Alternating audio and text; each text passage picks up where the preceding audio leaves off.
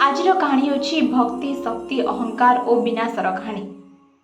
हिंदू पुराण अनुसार भस्मासुर जड़े शक्तिशाली असुर थिला। से भगवान शिवं को तांकर तपस्या द्वारा प्रसन्न करथिले।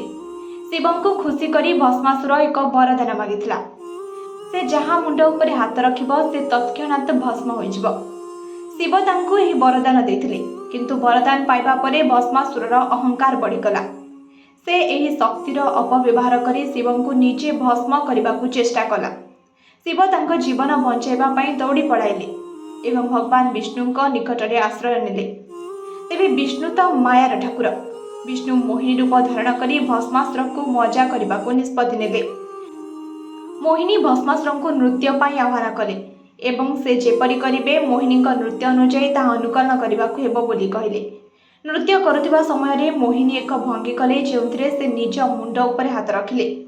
भस्मासुर मोहिनी सौंदर्य मुग्ध होई तांको अनुकरण कले एवं निज मुंड उपर मध्य हाथ रखिथिले। फलस्वरूप से निजे ही भस्म होईगला। एही कहानी आमको चारोटी कथा शिखा मिली। अहंकार पतन। भस्मासुर कहानी आमको शिखाए जे अहंकार और शक्तिर अपव्यवहार सर्वनाशर कारण होई पारे। जेते बड़ शक्ति हेले मध्य नम्रता और सठिक व्यवहार आवश्यक। बुद्धिर विजय।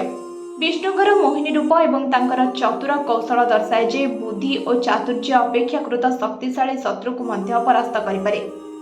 शक्तिर दायित्व। शक्ति सबुबेले दायित्व सहित आसी थाए। भस्मासुर निजर वरदान को नियंत्रण करि पारि नथिले, जहा तांको मृत्युर कारण हिला। दुर्बलतार अंत। भस्मासुर सौंदर्य प्रति आकर्षण हिला, तेणु तार मृत्यु हेला। यह तार दुर्बलता थिला, जहाको विष्णु बुद्धिमतार सह व्यवहार कले।